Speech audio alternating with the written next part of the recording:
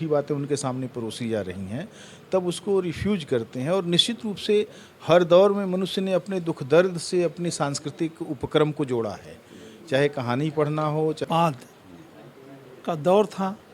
देश तमाम समस्याओं से जूझ रहा था, बहुत अभाव में जी रहा था।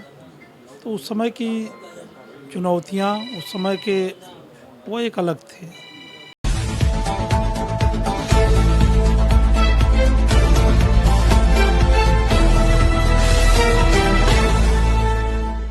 दोस्तों नमस्कार।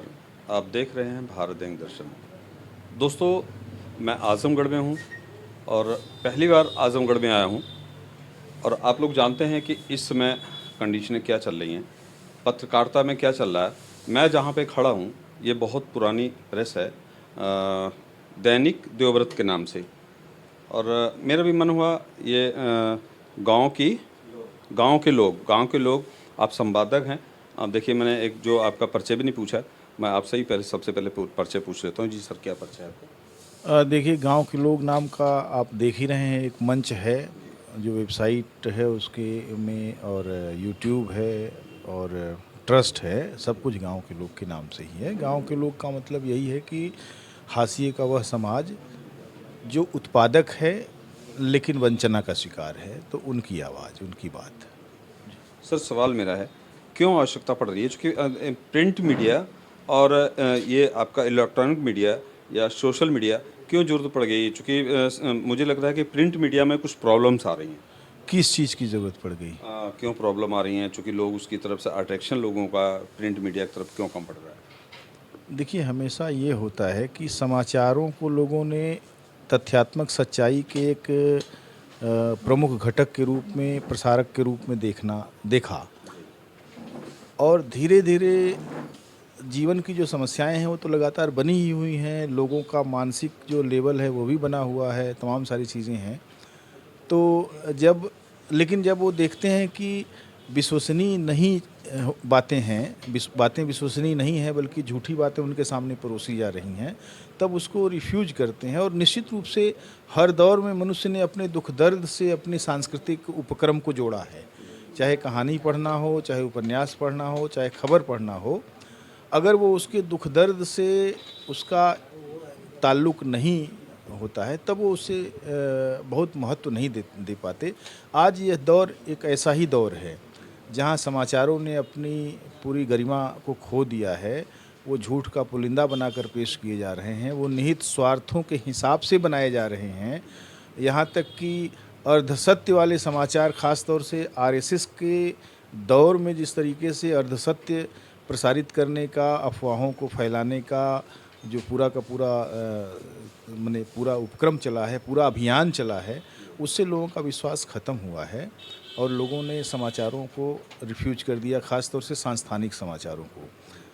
दूसरी चीज़, छोटे स्थानों से निकलने वाले अखबारों, पत्रिकाओं और छोटे स्तर पर काम करने वाले जो पब्लिक स्पिरिटेड मीडिया है, उसके प्रति लोगों का रुझान इसलिए बढ़ा है कि वो कहीं न कहीं हाइपर लोकल के रूप में, कहीं स्थानीय समाचारों के रूप में वो बेहतर सामग्री ले आ रहे हैं, जिससे उनको ये पता लग रहा है कि वास्तव में अर्थव्यवस्था किस लेवल पर काम कर रही है, आम आदमी पर उसका क्या असर पड़ रहा है।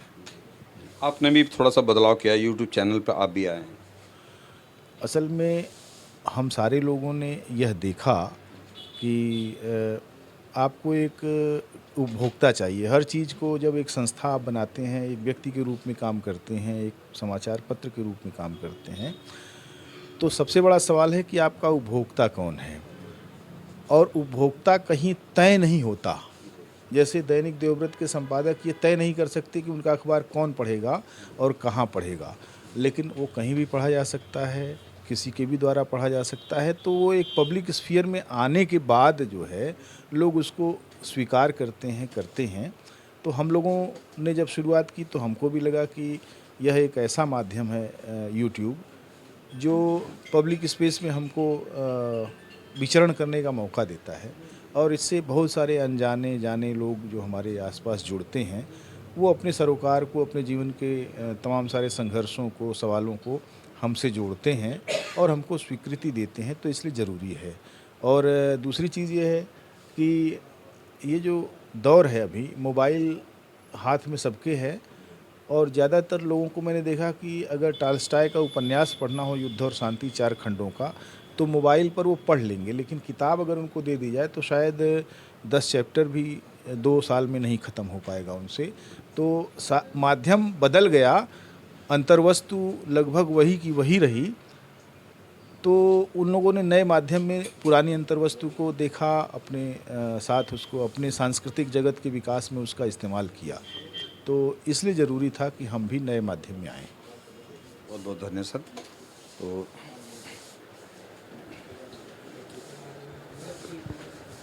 दोस्तों, हमें नहीं पता था, हमारे साथ यादव सेना के राष्ट्रीय अध्यक्ष श्री कुमार जी थे, लेके आए, चूँकि आजमगढ़ के लिए मैं बिल्कुल नया था।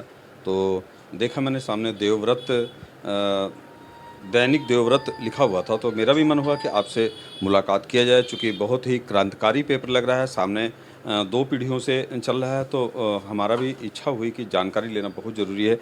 जी, क्या परिचय है सर आपका? मेरा नाम विजय कुमार यादव है और आजमगढ़ से प्रकाशित दैनिक समाचार पत्र देवव्रत का मैं संपादक हूँ। इसको मेरे पिताजी ने शुरू किया था और आज ये चल रहा है। अच्छा सर, पिताजी ने शुरू किया था। पेपर तो समाज की लड़ाई, क्रांतिकारी के लिए, लोगों की आवाज़ उठाने के लिए शुरू किया जाता था। उस दौर में और आज के दौर में क्या फ़र्क आपको नज़र आ रहा है? देखिए, वह दौर यह था कि आज़ादी के बाद का दौर था। देश तमाम समस्याओं से जूझ रहा था, बहुत अभाव में जी रहा था। तो उस समय की चुनौतियाँ, उस समय के वो एक अलग थे। आज की चुनौतियाँ दूसरे तरह की हैं, थोड़ा चेंज हो गई हैं, लेकिन समस्याएं आज भी लगभग उसी तरह की हैं। आप कहिए वंचित, दलित, पिछड़े, अल्पसंख्यक, गरीब और अमीरों के बीच में इतनी खाई हो गई है कि उसको कैसे पाटा जाए, गरीब उसी में परेशान है। और आज की जो व्यवस्था है, उस व्यवस्था में दिक्कत यह है कि गरीब की बात तो बहुत की जाती है, लेकिन उसके साथ खड़े कम लोग होते हैं। अच्छा, मैंने जो आपसे सवाल किया था कि पहले की पत्रकारिता और आज की पत्रकारिता, चूँकि मैं भी देख रहा हूँ, जीरो ग्राउंड रिपोर्ट करते हैं हम लोग, तो लगता है कि आज पत्रकारिता की साख बहुत ज़्यादा गिर चुकी है। कारण क्या है, क्यों पत्रकारिता की साख गिर रही है? बस कारण वही है जो आप बेसिक तो वही है कि गरीब और अमीर के बीच में यह समाज का बंटवारा है, लेकिन हम इसको जातियों के रूप में और तमाम तरह से बताते हैं कि बटा हुआ है, लेकिन मूल बंटवारा जो है वो है कि एक तरफ गरीब है और एक तरफ अमीर है। और जो ये मीडिया है, अगर निष्पक्षता से इस बात को सामने ले आता है तो निश्चित है कि तब कोई सवाल नहीं उठेगा। लेकिन अगर कहीं लोगों को लगता है कि यह मेरी बात न कह करके अगले की बात को तवज्जो ज़्यादा दे रहा है या उनकी प्रोपगंडे को मेरे यहाँ तक पहुँचा रहा है, तो विश्वसनीयता का संकट आ जाएगा। और वही आज की डेट में है। मीडिया सबसे ज़्यादा आज की डेट में चाटुकारिता कर रही है। विश्वसनीयता मीडिया में जो ख़त्म हो रही है, उस पर आप क्या कहेंगे? देखिए, वो शब्द इस्तेमाल करना ठीक नहीं है। हम लोग सोशल मीडिया के लोग हैं, उंगलियां हम लोगों पर उठती हैं, इसलिए देखिए, निश्चित तौर से पारदर्शिता का अभाव है, जिसके नाते इनको गाली सुननी पड़ रही है। और अगर इसको ठीक कर लेंगे तो ये इनके लिए, भविष्य के लिए बहुत बढ़िया रहेगा। हो क्यों रहा है ऐसा? ये लोग इसको बिजनेस क्यों बना लिए? चूँकि ये तो देश की राष्ट्र की एक धरोहर थी, इसको लोगों ने जो है बिजनेस क्यों बना लिया? किस कारण क्या है? मैं, चूँकि आप बहुत पुराने हैं, हम लोग तो बिल्कुल नए हैं, अभी सोशल मीडिया में जल्दी आए हैं, बहुत बड़ा नाम नहीं है, लेकिन इसको जो है लोगों ने बिजनेस एक तरह का बना लिया। उसका कारण क्या है? देखिए, उसका कारण यह है कि पहले पत्रकारिता में जो लोग आते थे उनका एक विजन होता था, उनकी एक सोच होती है कि यह सोच हमको अपने लोगों तक पहुंचानी है। अब जब इसमें बिजनेसमैन आने लगे तो बिजनेसमैन को तो पैसा चाहिए, उससे इससे मतलब नहीं है कि क्या विजन जा रहा है, उसको पैसा किससे आएगा, किस विजन से आएगा, उसकी प्राथमिकता यह है। तो अंतर तो यही है मेरे समझ। मैंने सर इसलिए आपसे सवाल किया है कि चूंकि बहुत ज़्यादा तो मैंने पृष्ठभूमि में एक का एक अंदर आया तो मैंने देखा सामने तस्वीर लगी थी और इससे पहले रिकॉर्डिंग भी आपकी हो रही थी, तो मुझे लगा कि कहीं ईमानदार, क्योंकि ईमानदार मैं कह सकता हूँ, आप मत कहिए, लेकिन सोशल मीडिया पे और प्रेस में ईमानदारों की कमी आ गई है, बहुत ही ज़्यादा कमी आ गई, जिसकी वजह से देश झेल रहा है।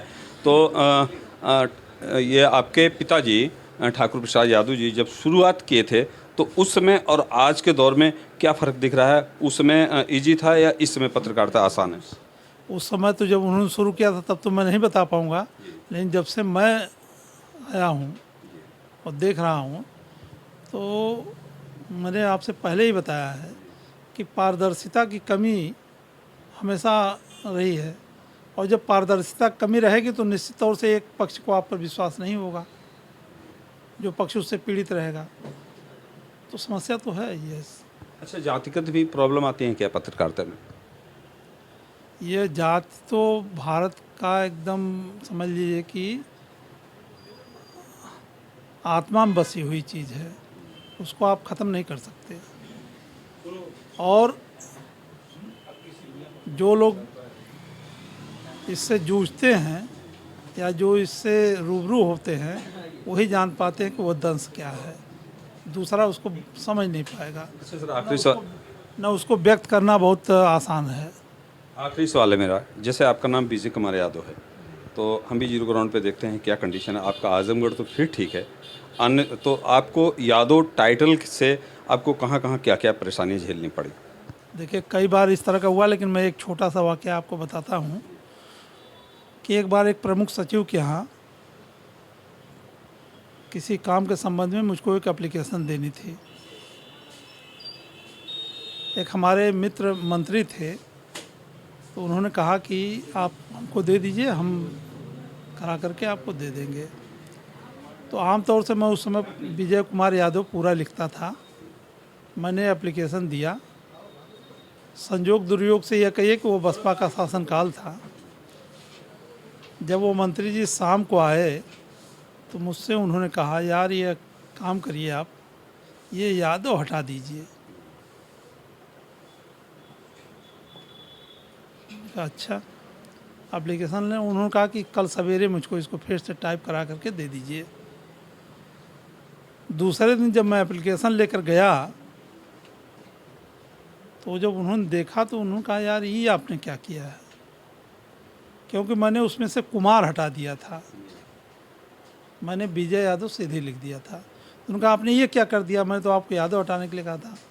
तो मैंने जो उनको जवाब दिया, मैंने कहा ऐसा है कि यह जात तो निर्धारित हो गई थी मेरी, तो ऐसा तो है नहीं कि मैं अगर यादव हटा दूंगा तो मैं सिंह हो जाऊंगा, पांडे हो जाऊंगा, पाठक हो जाऊंगा, ऐसा तो कुछ होना नहीं है। तो जो उनको दिक्कत हो रही है कि जानने में काम हो न हो वो अलग बात है, लेकिन मैं यादव हूँ और मुझको इस पर कहीं से कोई दिक्कत नहीं है। इस नाते मैंने कुमार हटा दिया और तभी से लगभग मैं विजय यादव ही लिख रहा हूँ। अच्छा सर, जैसे मान लीजिए आप यादव हैं, मैं देख रहा हूँ लगातार आपकी तो 2 पीढ़ियों की प्रेस है, और मैं देख रहा हूँ लोग अभी नए नए आए हैं, साल 2 साल में आए हैं और हाई लेवल कहाँ से कहाँ पहुँच गए। तो इसका कारण क्या, आपका जो यादव टाइटल है यही था कि आपकी प्रेस बहुत ज़्यादा प्रोग्रेस या ग्रोथ नहीं कर पाई? देखिए वो समाज की सच्चाई है, उसको स्वीकार करना चाहिए हम लोगों को, और अगर हम उसको स्वीकार कर लेंगे तो हमको लड़ना या अपना काम करना ज़्यादा आसान रहेगा। अच्छा, कोई घटना पिताजी जब प्रेस चला रहे थे उस समय कोई ऐसी घटना हो जो बहुत बड़ी घटना, चूँकि आज तो हो ही नहीं, कोई संघर्ष करते नहीं, आज के दौर में तो संघर्ष रह नहीं गया, उस समय संघर्ष का दौर था, ऐसी कोई घटना जिसमें बहुत ही ज़्यादा परेशानी झेलनी पड़ी हो आपको या पिताजी को? देखिए ऐसा है कि चूँकि पिताजी के समय वो दौर एकदम दूसरा था। उस समय उनके सामने निश्चित तौर से जो जब से मैं आया हूँ, जब मैं देख रहा हूँ, तो उस दौर में तो और कठिनाइयाँ रही होंगी, लेकिन अब चूँकि उस समय की उनकी बातें तो मैं बता नहीं पाऊँगा। लेकिन कई बार ये जातीय दंश जो है ना, कई बार झेलना पड़ा है। लेकिन कम से कम मैं इस मामले में आप कह सकते हैं कि मुझको कभी इस नाते गिल्टी फील नहीं होती है कि जब भी मेरे सामने इस तरह का कोई वाक़या आया है तो मैंने उसका जवाब दिया है। उसके बहुत उदाहरण हैं, अब उसको चूँकि क्या इस पर हैं, लेकिन कभी इस नाते मैं हमेशा वो रहता हूँ, क्योंकि मुझको यह नहीं है कि बहुत चाहत है इस नाते मैं जवाब न दूँ और चला आऊँ। जब भी मेरे सामने इस तरह के आया है मैंने उसका मुँह तोड़ जवाब दिया है। आजमगढ़ में आप चूँकि यहाँ पे यादव नेता और अच्छे नेता रहे हैं, राष्ट्रीय लेवल के नेता रहे हैं, मंत्री रहे हैं, तो उसका आपको फ़ायदा कभी मिला या नहीं मिला? देखिए ऐसा है कि यहाँ लगभग छोटा सा ज़िला है, तो यहाँ जो भी नेता लोग रहे हैं कहीं न कहीं से जुड़े ही रहे हैं। लेकिन या तो कहिए कि उनमें कोई जज्बा नहीं था हमारी मदद करने का, या हम में नहीं उस तरह का हुनर था कि हम उनसे कुछ ले सकें। तो दोनों तरफ से कमियां रही, इस नाते उसका कोई बहुत अफसोस नहीं है। बहुत बहुत धन्यवाद। दोस्तों, आप लोग देख रहे हैं, झेल तो हम भी रहे हैं। हमने तो अपना नाम भी चेंज कर रखा है। मैं विक्रम सिंह लिखता हूँ, सारे मेरे जानते हैं, सब लोग जानते भी मैं यादव हूँ, लेकिन विक्रम सिंह लिखता हूँ और आज से मैं विक्रम सिंह यादव ही बोलूँगा। पक्का है, मैं विक्रम सिंह यादव बोलूँगा। और प्रॉब्लम, चूँकि मैं एक चीज़ समझता था कि जहाँ यादव बहुल्य होंगे वहाँ ये सब समस्याएँ और प्रॉब्लम नहीं होंगी। चूँकि मैं जहाँ रहता हूँ वहाँ की तो कंडीशनें अलग हैं। दोस्तों, यूट्यूब चैनल क्या होता है आपने बताया, और क्या समस्याएं समाज के बीच में हैं, इसको तो झेलना ही पड़ेगा और संघर्ष तो करना ही पड़ेगा। फिलहाल बातें बहुत हो चुकी हैं। आप देख रहे हैं भारत दैनिक दर्शन। मैं विक्रम सिंह यादव।